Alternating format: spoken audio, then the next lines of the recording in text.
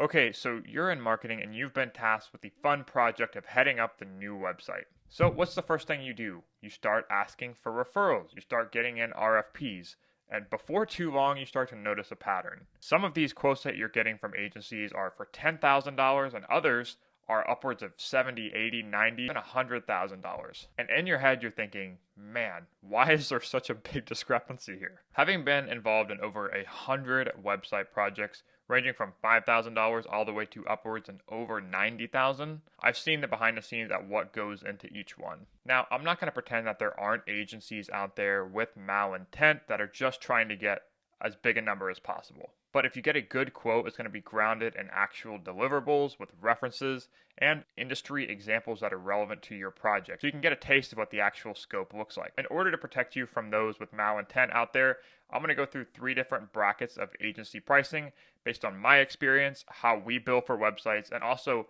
examples of websites at each tier so you can see the differences between them. If you guys are new to the channel, first of all, welcome. My name is Andy. I'm the founder at MMG Studio here in Columbus, Ohio. We are a Webflow and SEO studio for healthcare, and as I said, I've been in over 100 website projects. So without further ado, let's get into tier number 1. Okay, so tier number 1, I'm going to call beginner territory, and this is anything $8,000 or below, roughly $8,000 to $10,000 or below.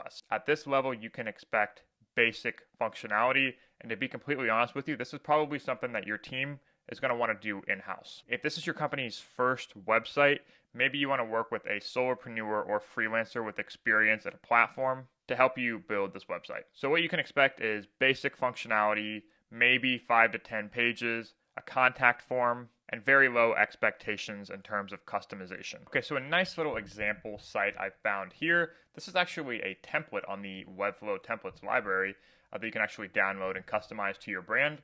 But we're seeing about the level of complexity that you can expect at this price range. So your company could have a freelancer go in and customize this, swap out some of the images. But what you're seeing is the core pages. You're going to be seeing services pages, about us page, appointments page, and also a contact page, something that I would add on here.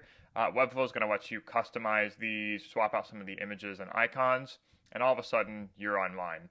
What you're not seeing at this level is advanced features like detailed service pages. There's not a really big sitemap. You're not going to get a lot of SEO authority behind a site like this.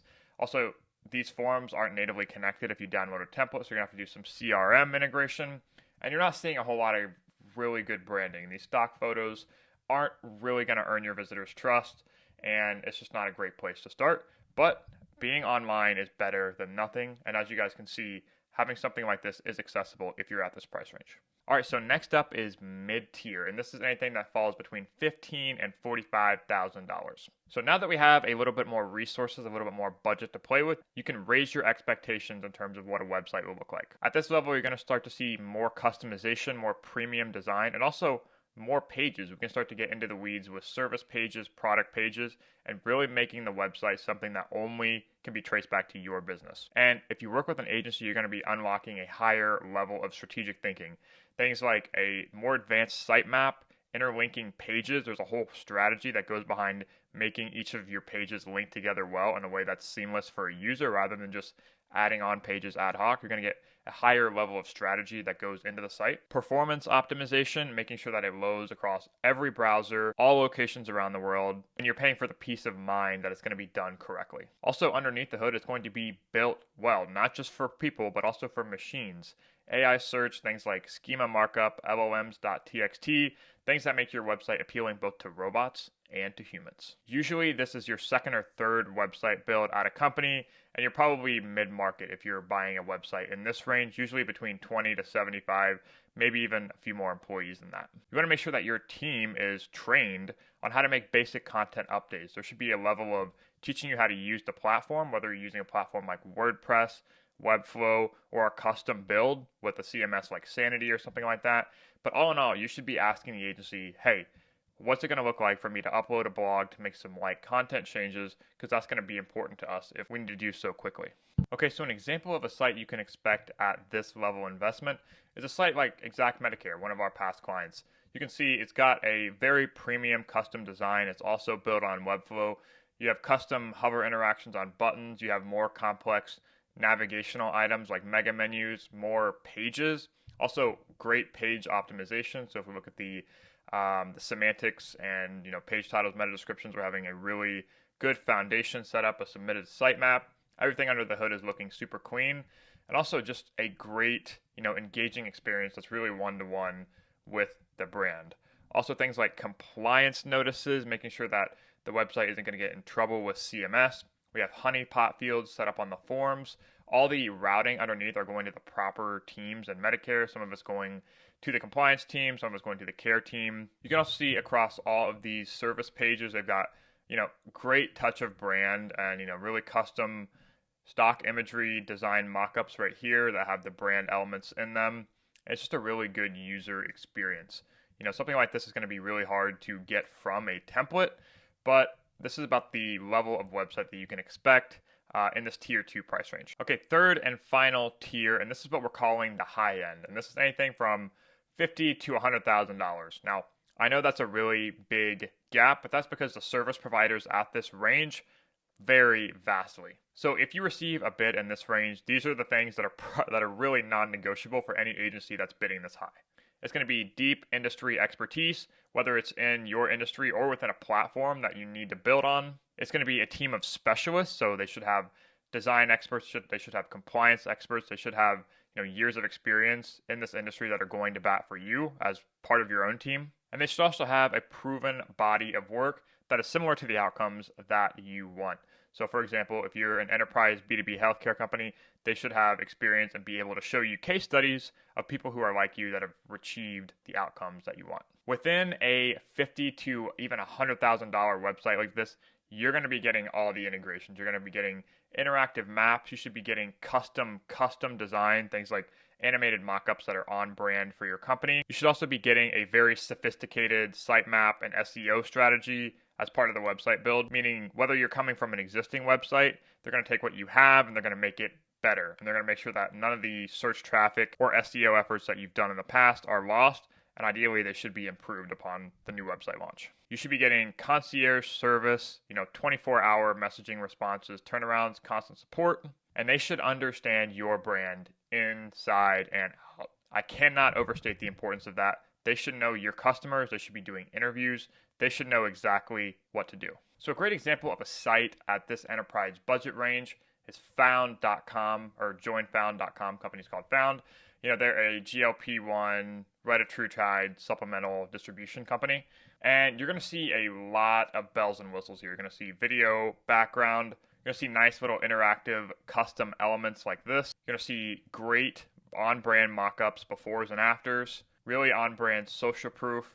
You're going to see a complex navigation. And throughout every scroll of the site, you're just getting customization. So it's really accessible. It's really easy to view. It's very trust-gaining, photos of real customers, things like that they took the time to research and put together into a custom build. And you're also going to see some more sophisticated features like product pages like these. And also another custom feature here is things like a custom interactive map. So users can engage with the website and make it feel like a more custom experience. And more to the point of the sitemap strategy, if you go here to the footer, it's always a great way to get a sense of the interlocking pages on the site as a whole. You're going to see a lot of medication pages. So these are product pages that are all optimized for search intent for people looking for that product, so they have a better chance to rank and capture organic attention. You're also going to see custom resources for your visitors. Again, that engagement piece that the website agency built in order to engage visitors, increase dwell time, and lead to more conversions. So for example, a BMR calculator, users can go to this page and they can engage with it, put it in their email, and get a free resource. And there's things like this across all aspects, of health that people are coming to the site wanting to get. You're also seeing deep compliance as well. So all of these legal pages have been through the compliance team. They've gone through all the checks, and they're paying for that peace of mind of knowing that everything's going to be going correctly. They also have an articles and blog strategy. So if I click into any one of these, you also have visitor engagement features like this. See an exit intent pop-up, seeing a newsletter integration there. And if I go into any of these blogs, we're going to see, social share widgets, a nice little interactive timeline, table of contents, custom CTAs on each of the blogs. And if I go under the hood and I look at the SEO features, we're seeing great page titles, with the semantic information in there, keywords, great heading structure, one H1, multiple H2s, H3s. We're also seeing keywords in all the headlines as well. So everything under the hood is just done super well here, you know. I'm not seeing any gaps in this website, and there's also things like custom tables in the blog pages, really nice feature. I know I'm going a bit down the rabbit hole, but you know, there are no punches pulled on a site like this, nor there should be when you're paying, you know, an entire employee's annual salary for a website. This is what you should expect. Okay, so approaching a website redesign is no small task, and it's a lot of pressure. You want to make sure that you trust the agency that you're working with, and they demonstrate, you know, competency and that they actually understand your goals. Here's a few things that agencies, service providers should be asking you when it comes to pitching for your website redesign. Number one is that they should ask you the marketing goals, not just the website goals. The website is a piece of the marketing puzzle. A lot of the times it's the central hub. They should be asking you about things like CRM, other paid marketing strategies, and what your relationship to the site is currently and how it can be improved. Next up, they should be asking about your priorities. Is it something that you can update? What are your pain points with the existing site? Is there anyone else on the team that's going to be able to need to know how to use it? As someone that's been in over 100 website builds, I can confidently tell you that the majority of websites fall between the $20,000 and $50,000 range. Unless you're working with an enterprise agency with an entire team of specialist experts, anything that you pay on top of that is probably unnecessary. If you are in the upper range tiers and you have the budget, you've talked to leadership and you've gotten approval for a website above that range, you should be very picky in what they deliver to you. So those are the 3 tiers of websites and the pricing that goes into them. At MMG, we fall in tier 2, so our websites start at 20 and they go to 60 based on the criteria that I mentioned in that video. Our advantage is that, you know, we're a small studio, we do have some specialists, but we work quickly and we make sure that our customers aren't billed for things that aren't important to them. If you have any questions on your website, or if you want to quote, you want to fact check something that an agency sent your way, shoot me an email. I'll leave my information in the description below. Don't forget to subscribe, and I'll see you guys next time.